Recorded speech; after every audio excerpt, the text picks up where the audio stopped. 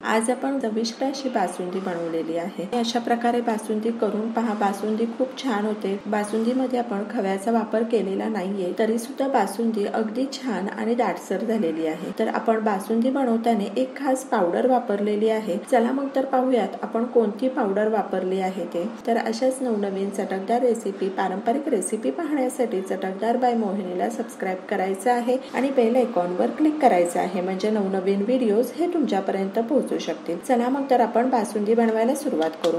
तर बासुंदी बनवण्याकरता या ठिकाणी मी 1 लिटर म्हशीचं दूध घेतलेलं आहे।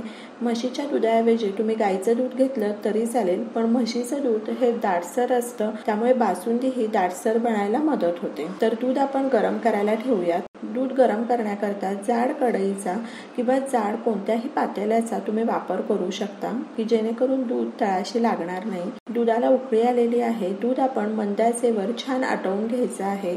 दूध मध्ये मध्ये सतत ढवळत राहायचं आहे। साईडला आलेली मलाई ही काढून घ्यायची आहे आणि ती दुधामध्ये घालायची आहे। अशा प्रकारे आपण दूध मंद आचेवर छान आटवून घेऊ आणि तोपर्यंत एक पावडर बनवून घेऊ।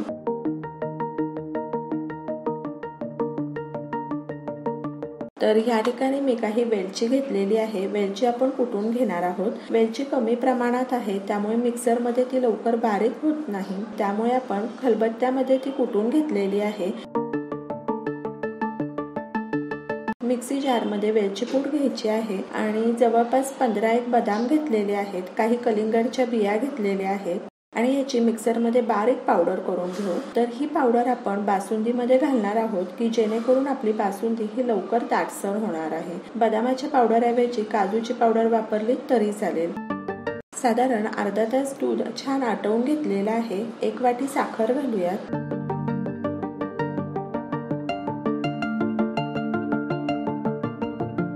आणि तयार केलेली बदामाची पावडर घालायची आहे। बदामाच्या पावडर ऐवजी ह्या ठिकाणी तुम्ही काजूची पावडर वापरली तरी चालेल, किंवा काजू, बदाम, पिस्ता याची मिक्स पावडर केली ती वापरली तरी चालेल। पावडर घातल्यानंतर 10 ते 15 मिनिटांकरता दूध छान आटवून घेऊ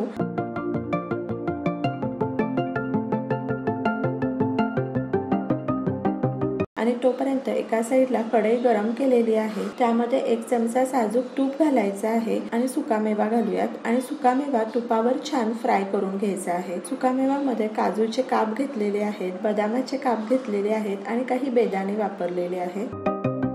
तर फ्राय केलेला सुकामेवा घालूयात। सुकामेवा फ्राय करून घेतल्यामुळे त्याची चव ही खूप छान येते।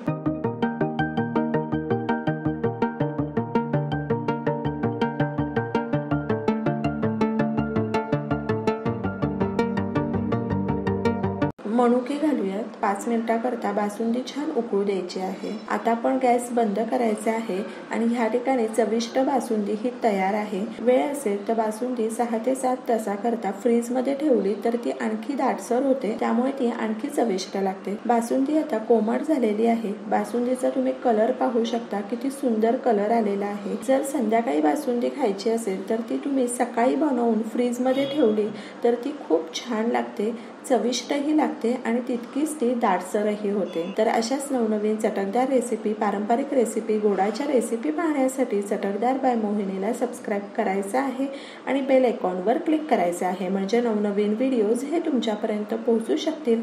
आणि वेळात वेळ काढून तुम्ही माझी ही रेसिपी पाहिली तर त्यासाठी तुमचे खूप खूप खूप धन्यवाद।